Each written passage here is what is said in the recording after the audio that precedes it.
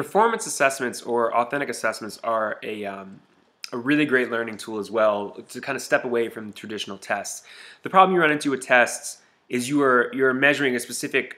They're very objective. It's right or wrong. You're looking at a specific set of knowledge, as opposed to more subjective measures where students have some input into what they can show you. And so the quote that I've heard that's really good is tests show you what students have learned, never learned, may have forgotten, whereas as these performance-based tasks can really help you see, or projects or authentic assessments can really help you see what they've learned. Show me what you've learned.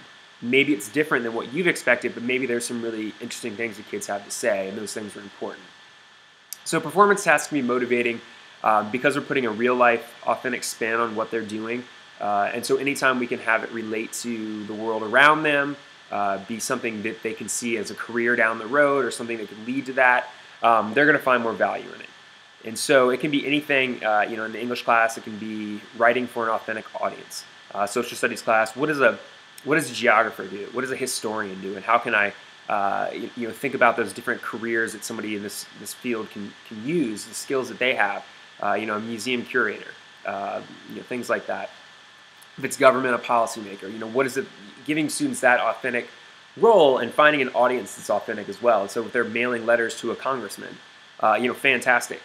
In math, we're thinking about architects, engineers, people, statisticians, people that look at graphs all the time and make analysis type decisions. Those are really important. In science, obviously scientists, the thought of experimenting and having an experiment and maybe presenting findings to local policymakers or people who would find that important, find those the experiments and the findings that come from those important. And so all of these are authentic type learning experiences that can help motivate students within the content area, those who might traditionally not do well on tests perhaps. And so you can look at it as, hey, why don't you think of a way to express this and have students take some ownership of that. A lot of times kids get really behind that. Presenting them with 2 or 3 options and saying which one of these seems to be a best fit for you. That's another way you can use this as well.